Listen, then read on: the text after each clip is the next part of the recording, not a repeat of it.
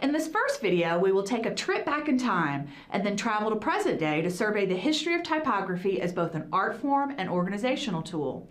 Beginning with the Phoenician alphabet and then the invention of parchment and the printing press, we'll take a journey to discover how the development of typeface and other technological advancements have led to the standard type measurement system we use today.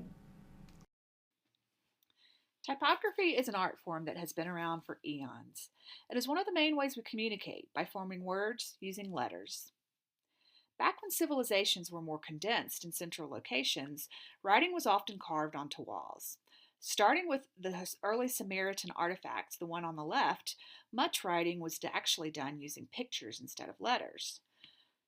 Most of us know of Egyptian hieroglyphics that were often used to tell stories of the pharaohs, but it wasn't until the Phoenicians came up with an actual alphabet that more standardized letter forms were used.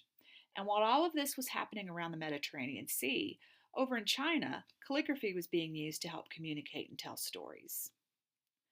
Moving forward about a few thousand years, the Romans began developing letter forms and carving them into stone. Stone cutters carved the inscriptions on monuments using metal tools.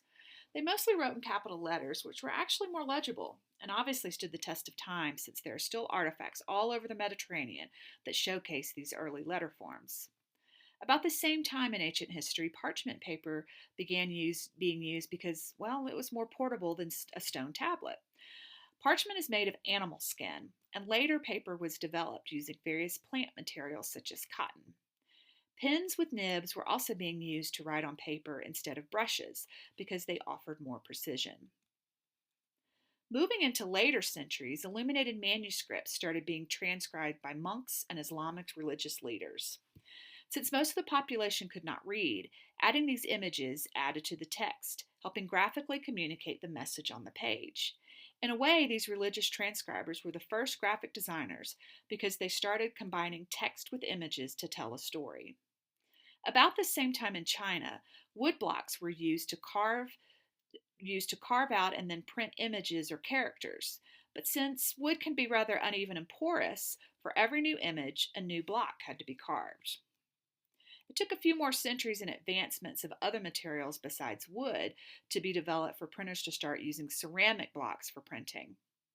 These were more durable and could be used more times than previous wooden blocks. More economical paper was also being created to streamline the printing process, but all of this was still being done by hand. Enter Johann Gutenberg, a goldsmith by trade, who invented the movable type printing press, which was based on technology of existing wine presses and used movable type and a press made out of metal plates. Hands still had to be used to put paper and press into place, but other mechanics were added to apply more pressure to an inked metal printing plate.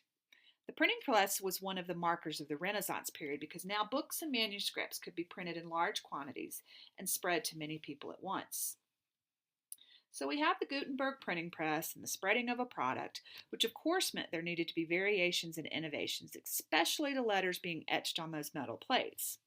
The 15th century saw the creation of various typefaces, some of which are still in use today, Garamond being one of them. Type foundries also came into business to manufacture the metal letters, and to compete in the marketplace, italic and script typefaces were designed.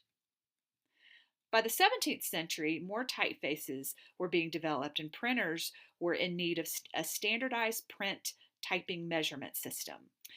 Pierre-Simon Fortner was the first printer to publish a standardized system of measuring type, and a modified version of it is actually still being used today.